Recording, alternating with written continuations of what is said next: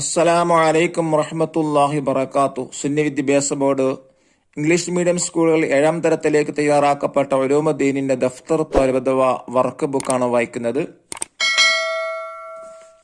6ാമത്തെ ചാപ്റ്ററാണ് ഹാദിയം മഹ്ദിയ, സന്മാർഗത്തിലേക്കുള്ള വഴികാട്ടി എന്നർത്ഥം വരുന്ന പാഠാണ്. ഇതിൽ 1ാമത്തെ ആക്ടിവിറ്റി ചോദിച്ചിട്ടുള്ളത് നുജീബു ബി കലിമത്തിൻ വാഹിദ, ഒറ്റ വാക്കിൽ ഉത്തരം എഴുതുക. 1ാമത്തത് ചോദ്യം 1, 5ാം ഖലീഫയായി ജനങ്ങൾ ബൈഅത്ത് ചെയ്തു ആരെ? ഉത്തരം ഹസൻ റളിയല്ലാഹു അൻഹുവിനെ. 2, ആമുൽ ജമാ ഹിജ്റ എത്രാം വർഷമാണ്? 41.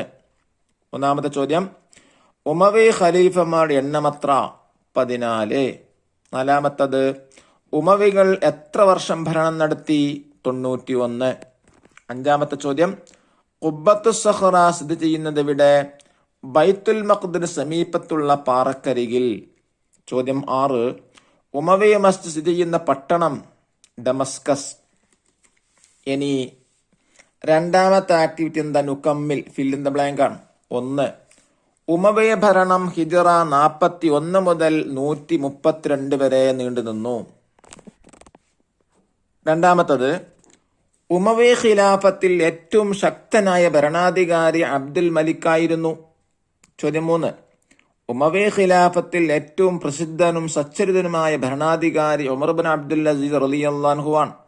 4, ഉമർ ബിൻ അബ്ദുൽ അസീസ് റളിയല്ലാഹു അൻഹുവിന്റെ ഭരണത്തിന് ഉമർ ബിൻ ഖത്താബ് റളിയല്ലാഹു അൻഹുവിന്റെ ഭരണത്തോട് സാദൃശ്യമുണ്ടായിരുന്നു. ഇനി 3ാമത്തെ ആക്ടിവിറ്റി എന്താണ്? ഉബയ്യിൻ, വിശദീകരിക്കാം. ചോദ്യം 1, ഹസൻ റളിയല്ലാഹു അൻഹു മുആവിയ റളിയല്ലാഹു അൻഹുവിന്റെ സ്ഥാനം ഒഴിഞ്ഞുകൊടുക്കാൻ കാരണം?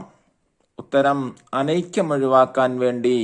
ചോദ്യം 2, അൽ ഖിലാഫത്തുൽ ഉമവിയ്യക്ക് ആ പേര് ലഭിക്കാൻ കാരണമെന്ത്?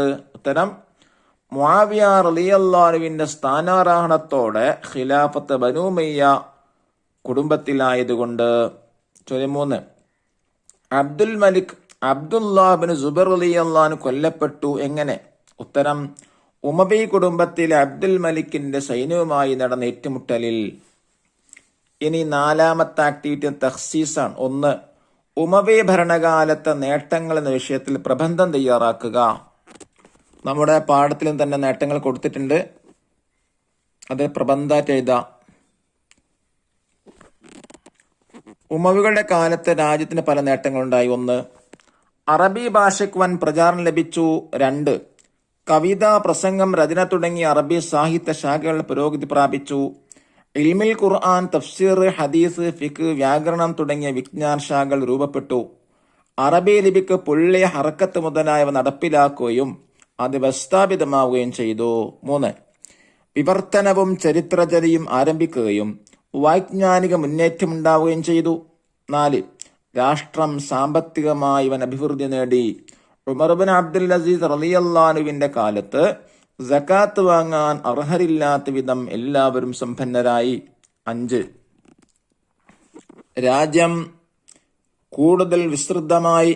സിന്ധ്, തുർക്കി, പടിഞ്ഞാറൻ ആഫ്രിക്ക, സ്പെയിൻ, ആദർബൈജാൻ, അർമേനിയ, റോം എന്നിവിടങ്ങളിലേക്ക് രാജ്യം വികസിച്ചു. 6, ഈ പ്രദേശങ്ങളിലെല്ലാമുള്ള ധാരാളം ആളുകൾ ഇസ്ലാം ആശ്ലേഷിച്ചു.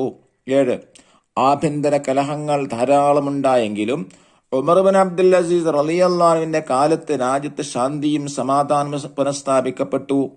8, ഖൈറുവാൻ പോലെയുള്ള പുതിയ നഗരങ്ങൾ സ്ഥാപിതമാവുകയും നേരത്തെയുള്ള വികസിക്കുകയും ചെയ്തു.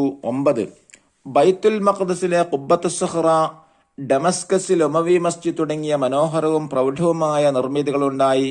10, കൃഷി, വ്യവസായം, കൈത്തൊഴിൽ തുടങ്ങിയ അഭിവൃദ്ധിപ്പെട്ടു. ആയുധം, കപ്പൽ, വസ്ത്രം, പാത്രം എന്നിവ നിർമ്മാണമായിരുന്നു അന്നത്തെ പ്രധാന വ്യവസായങ്ങൾ. ഇനി 2ാമത്തെ എന്താണ്? വേൾഡ് മാപ്പിൽ പാഠത്തിൽ പറഞ്ഞ രാജ്യങ്ങൾ കണ്ടെത്തുക. ഇത് കണ്ടെത്താവുന്നേ ഉള്ളൂ. അല്ലാഹു തആല അനുഗ്രഹിക്കട്ടെ. അസ്സലാമു അലൈക്കും വറഹ്മത്തുള്ളാഹി വബറകാതുഹു.